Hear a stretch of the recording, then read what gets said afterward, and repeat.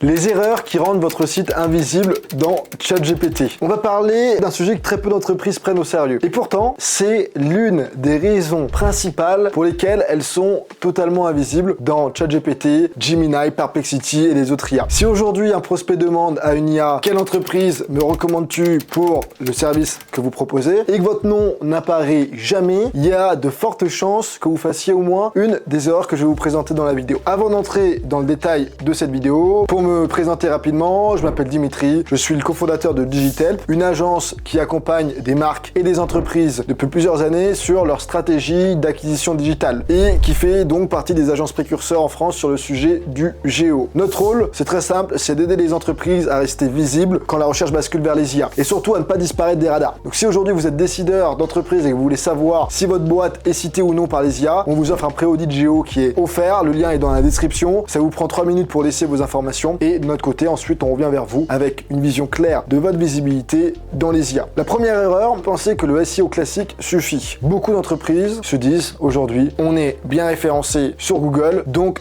tout va bien. C'est pas comme ça que ça marche aujourd'hui. Être visible sur Google ne veut absolument pas dire être visible dans ChatGPT ou les autres IA. Aujourd'hui, les IA ne lisent pas votre site comme un moteur de recherche, elles ne regardent pas vos positions sur les SERP, elles vont analyser votre capacité à être compris et à être jugé fiable. La deuxième erreur, c'est de créer du contenu totalement générique. Des articles longs, des contenus qui sont copiés-collés. Ce type de contenu n'apporte finalement aucune valeur ajoutée aux IA. Ce qu'elles recherchent, ce sont des contenus qui sont finalement ancrés dans le réel, des expériences, des cas concrets, des exemples métiers liés à votre entreprise, des éléments au final que seules les entreprises peuvent produire. La troisième erreur, c'est de manquer de clarté sur ce que vous faites réellement. Si votre site ne répond pas clairement à ces 3 questions, vous êtes en danger. Que faites-vous? Pour qui? Pourquoi vous plutôt qu'un autre? Les IA n'ont pas le temps d'interpréter. Si ce n'est pas clair, elles passent à la source suivante. Quatrième erreur, c'est d'avoir un site qui est mal structuré pour les IA. Un site confus est un site qui sera invisible. Un site efficace pour les IA, elles adorent les contenus structurés. Elles adorent les réponses directes. C'est un site qui est lisible. Des titres qui sont explicites, des paragraphes qui sont courts, des listes, des tableaux comparatifs, des foires aux questions. Cinquième erreur, c'est de ne pas pouvoir prouver votre crédibilité. Les IA vérifient ce que vous dites. Elles regardent si votre entreprise est citée ailleurs. Si votre discours est cohérent sur l'ensemble du web,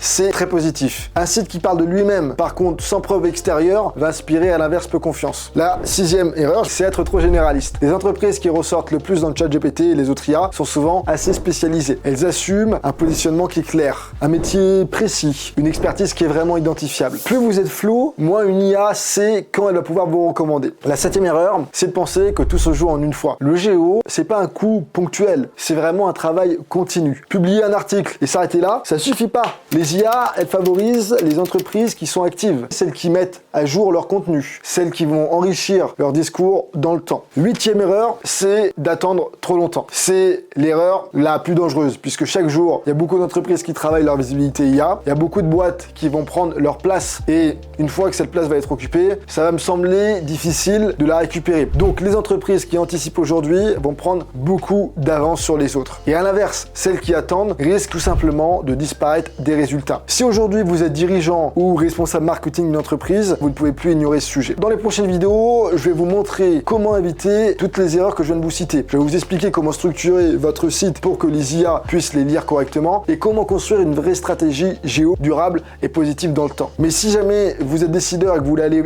plus vite, plus loin et vous voulez savoir exactement où vous en êtes aujourd'hui en matière de GEO, on vous offre un pré-audit GEO. On va analyser votre visibilité actuelle, on va regarder quels sont les concurrents qui sont cités à votre place et on va vous donner des recommandations concrètes, adaptées à votre entreprise en question. Donc si jamais ça vous intéresse, le lien est dans la description. Donc si vous voulez repartir avec une vision claire, sans engagement de votre part, alors je vous invite à cliquer sur le lien. Et si par contre à l'inverse, vous voulez continuer d'anticiper vous-même de votre côté les changements via cette nouvelle bataille de référencement, je peux vous conseiller de vous abonner à la chaîne Digitalp et de cliquer sur la petite cloche puisque dans le futur, on va publier de plus en plus de vidéos pour vous donner des billes et des conseils concrets pour améliorer votre GEO. C'est tout pour moi, je vous dis à très vite sur une prochaine vidéo.